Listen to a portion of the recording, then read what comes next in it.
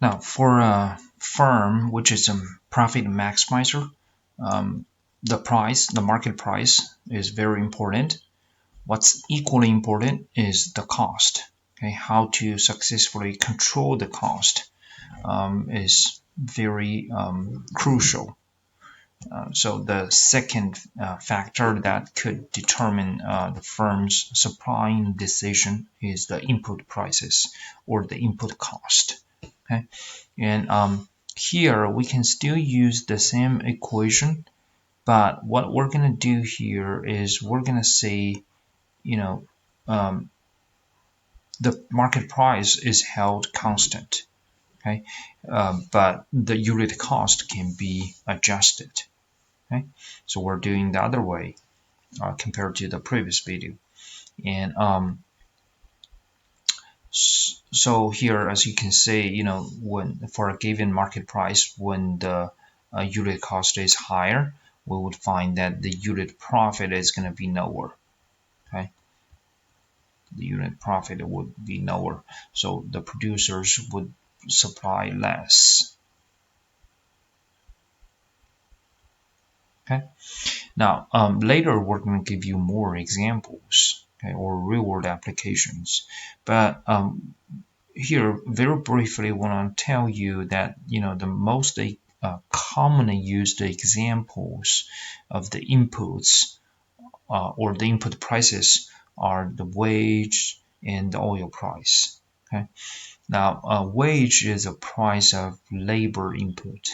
Okay, and across all industries in this country, from agricultural to manufacturing to high tech industries in Silicon Valley, they all hire manpower or workers, right? So the wage is universally applicable, okay, as a price of input.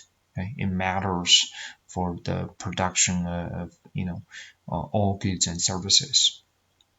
Another commonly used input is oil, okay, which is also called the blood of industrialized society, right?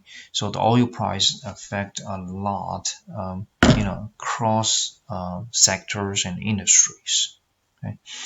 And many industries are relying directly or indirectly upon the oil production.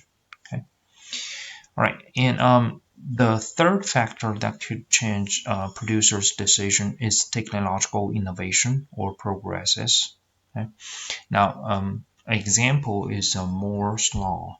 Moore's law is named after the Intel's CEO Moore. And this is his personal observation from 1960s, 1970s, like the manufacturer of computer chips. Okay, and he found that every 18 months, the size of the computer chips was reduced by half. But the computing capacity of these chips doubled because of the technological innovation. In other words, every 18 months, the computer chips were made smaller, okay, but more powerful. Okay, so of course, technological innovation can lead to more supply. Okay, now because of the lower cost. Okay, now one thing we would like to point out here is please do not automatically assume that technological innovation would reduce the production cost, because in some industries, under some circumstances, the technological innovation could lead to a higher production cost. Okay. A very popular example we're going to discuss later is healthcare, okay? Or healthcare treatment. These days, when we go and see doctors, oftentimes we were asked to do a battery of tests, right? And using all kinds of the fancy medical equipments to do that. So that's how we receive insane medical bills these days, right? We have to pay for it. Okay, so again, probably most of the time across most industries, technological innovation leads to a lower cost, but there are some cases the production cost could be higher because of this. Okay, all right. The fourth factor here is the prices of related goods in production. Okay, this is something you cannot find in the book. Okay. And again, we still have the complements in production and substitutes in production. Okay, complements in production. What I want to show you, if this was a face-to-face instruction, is the way we make skim milk, okay, or ice cream.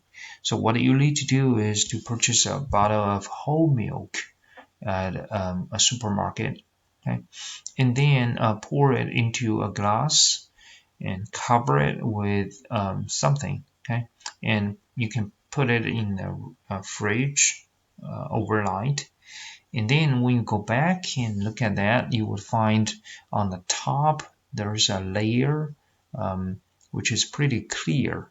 That is fat. Okay, that is something we need to make ice cream. Okay, and but to the bottom, what you find is actually the skim milk. Okay, in other words, in this case, what you get is the whole milk. Okay, and what you can produce is the ice cream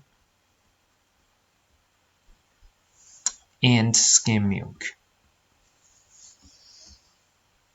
Okay, so you can produce these two without extra inputs or cost. Okay, you use the same bottle of the whole milk.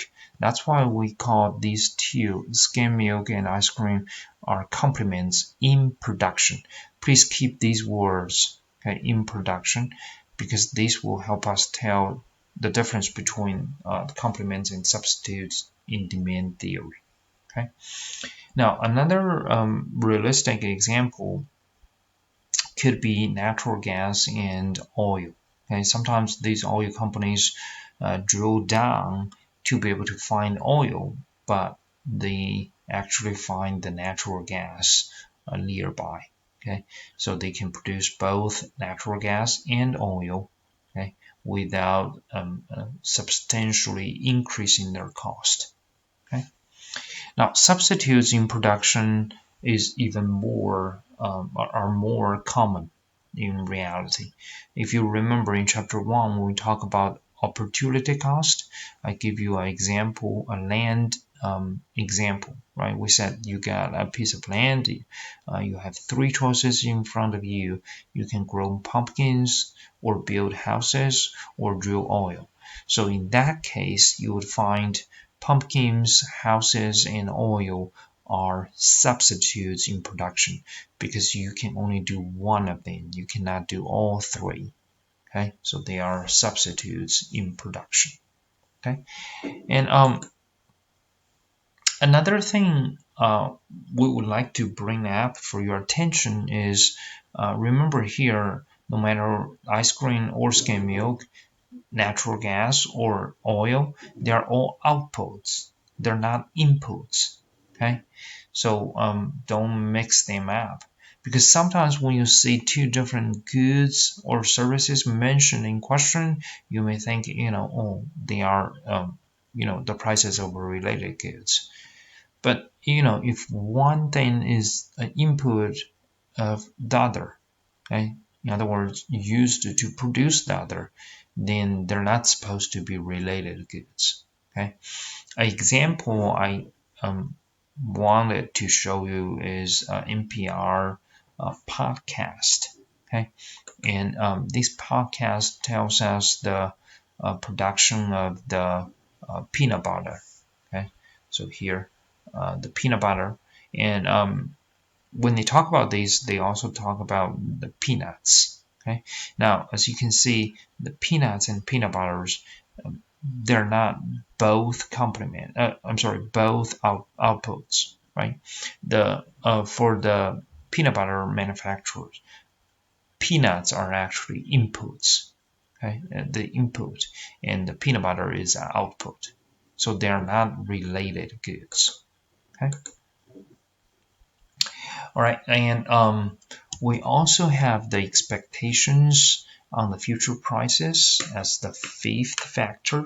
So if the producers or sellers expected the future price to be higher, what they usually do is they reduce today's supply because they want to wait till the price goes up and sell it, right? So for example, if restaurants produce the frozen pizzas, okay, now they expect that the pizza price is going to go up in the next 2 or 3 days. What they would do is they will take the frozen pizzas off their shelf, okay, and stock them and wait till the price goes up and put them back on the shelf for sale, right? Or if they expect that the future price could be lower, then they would like to sell as much as possible today. Okay, so the expectations once again would affect how much producers would like to sell. Okay, the last one is number of sellers. And again, if we're talking about market supply, it's pretty natural to think about number of sellers. With a higher number of sellers, of course, the market should be able to sell more. Okay. Now here, it's time for us to put these 6 letters together, and probably a little bit surprising this time, we got the TERNIP once again. Okay. And but here, this supply TERNIP have different meanings than the demand TERNIP.